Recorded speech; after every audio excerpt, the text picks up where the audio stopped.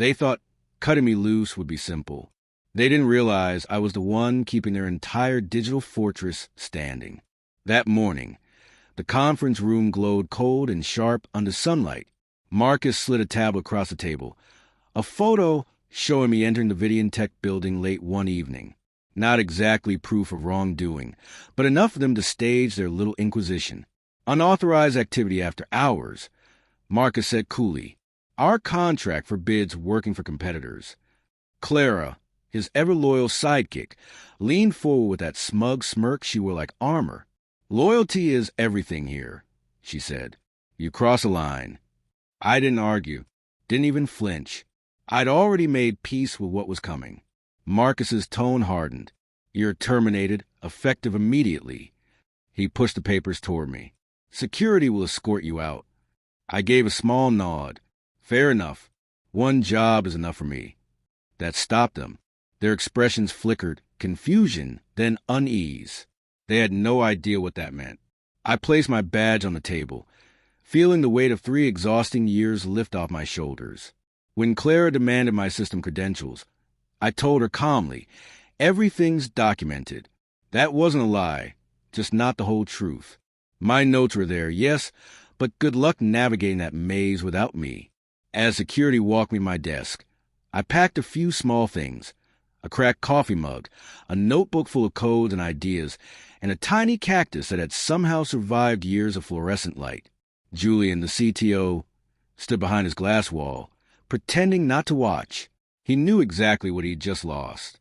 Outside, the chill in the air felt like freedom. My phone buzzed. A message from Lena, Vidian Tech's head of cybersecurity. "Still good for 3 p.m.? I typed back, yes. Full time sounds perfect.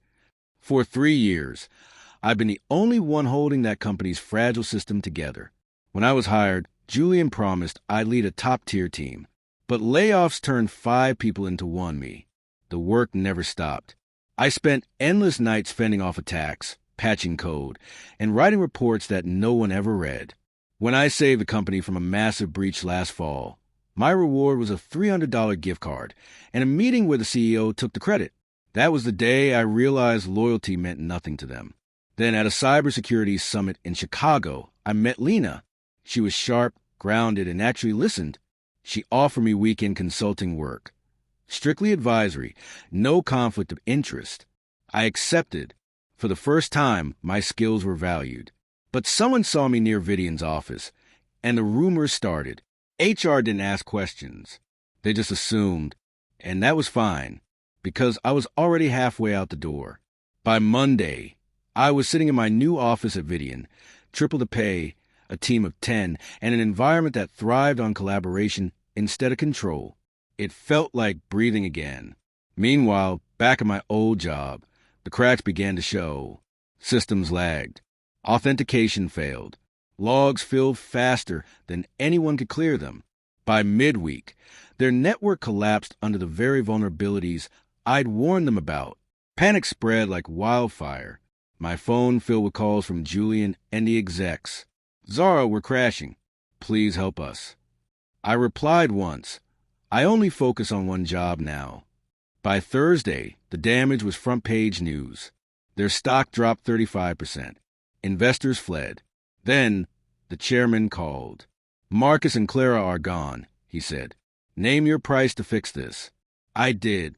$40,000 an hour, 4-hour minimum, remote only, public apology, severance for the laid-off team, and a fully funded security department. He agreed within seconds. That evening, I guided their broken system back online. Not out of mercy, but because it proved a point. By the time their network stabilized, my name was being discussed across the industry. 3 months later, Lena promoted me to lead Vidian's new security consulting division, a direct result of my old company's collapse. "You're proof of what happens when talent is ignored," she told me. When I presented our first quarterly results to Vidian's board, we'd already signed 7 major clients, including companies that didn't want to repeat my former employer's mistakes. At a conference, their new head of security approached me quietly. "You saved us, even after we let you go," she said. I smiled. Some lessons are expensive, but they last.